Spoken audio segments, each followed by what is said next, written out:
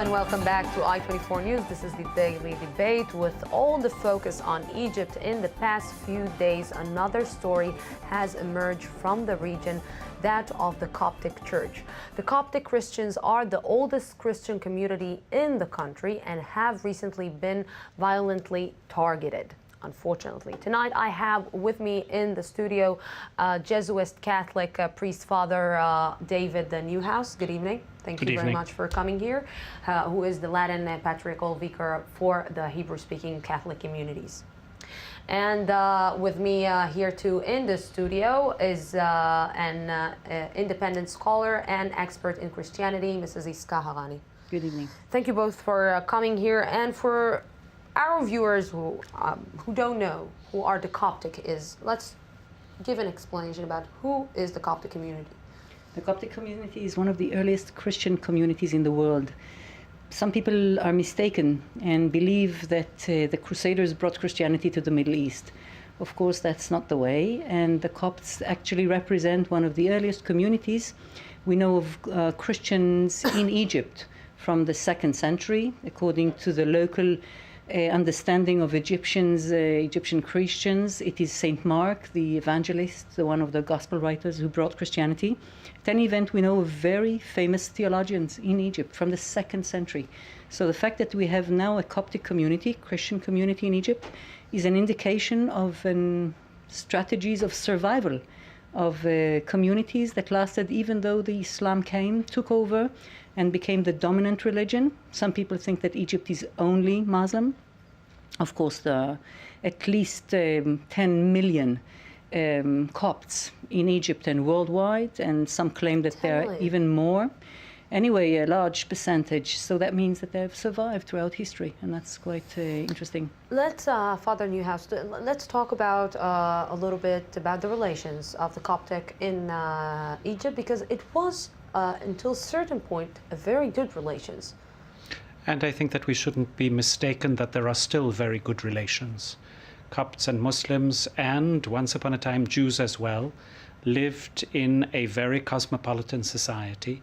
And of course we must remember that when we speak about what's happening today, there are fanatic Islamist elements in the society that are using frustration, chaos, anarchy to attack all those that are considered enemies, but many Muslims are suffering as well. It was the first time in 1600 years that a mass didn't take place in Egypt.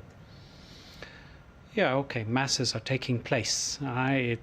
Pope Tawadros made a decision about cancelling certain celebrations, but let us remember that the Copts and the Muslims are very much integrated together. When you walk through the streets of Cairo, it is not always possible to see who is Muslim, who is Coptic. And this has been the state of affairs right from the beginning of the arrival of Islam. As Yesכה pointed out, and it's important to point out, the Copts were in fact there before the Muslims came. And when the Muslims came, and until today, Muslims too have been part of that very, very intricate and delicate web of communities that live together.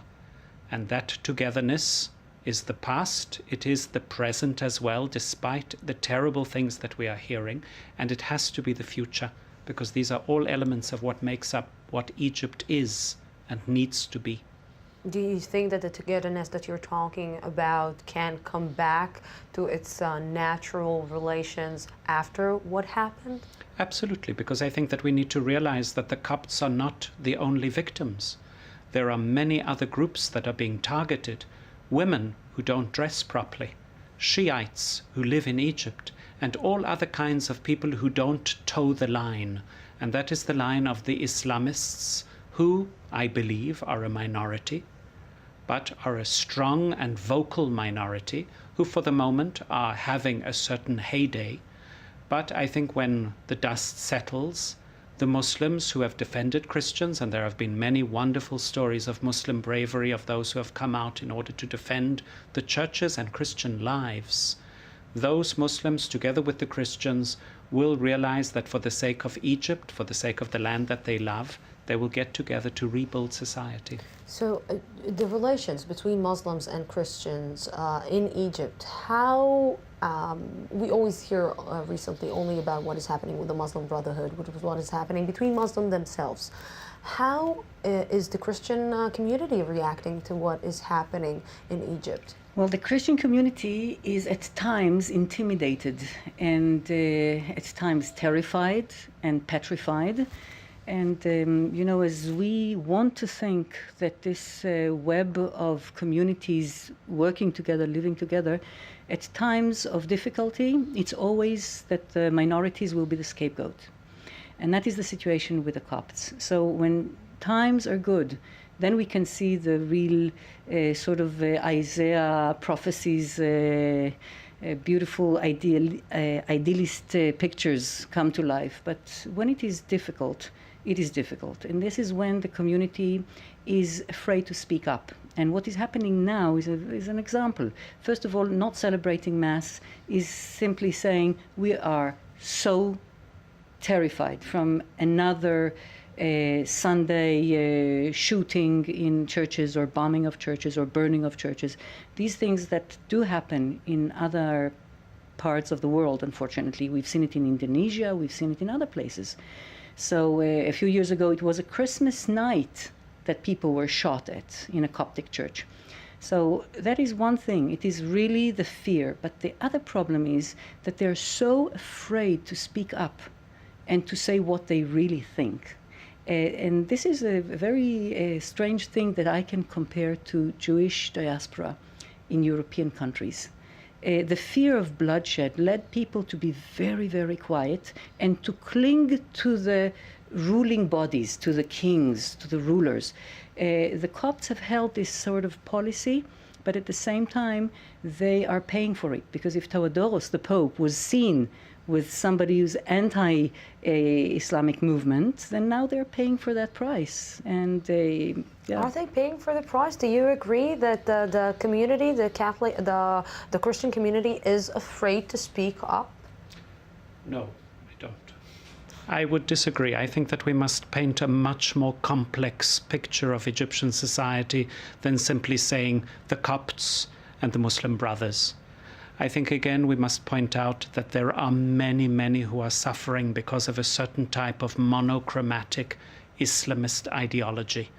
And the Christians, particularly the educated elites, know very well that they have allies among liberal Muslims, Muslim reformists, and other enemies of the Muslim Brothers. And, of course, within the Islamicist movement, there is a great variety.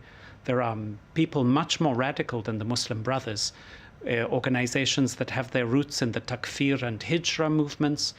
I think that Christians, many are afraid, undoubtedly, but I think that many also realize that we must build alliances. We must build alliances by all those who are threatened with this simplistic, monochromatic, ideological vision of a society that has never existed and can never exist. And I think that here, Tawadros has shown much courage. I think that other bishops are speaking out. The Coptic Catholic Patriarch, Ibrahim Ishaq, is speaking out.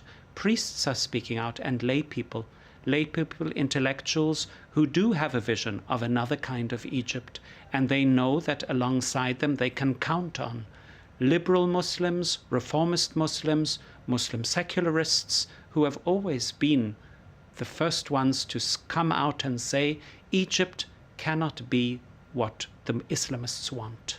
Do you think that the Copts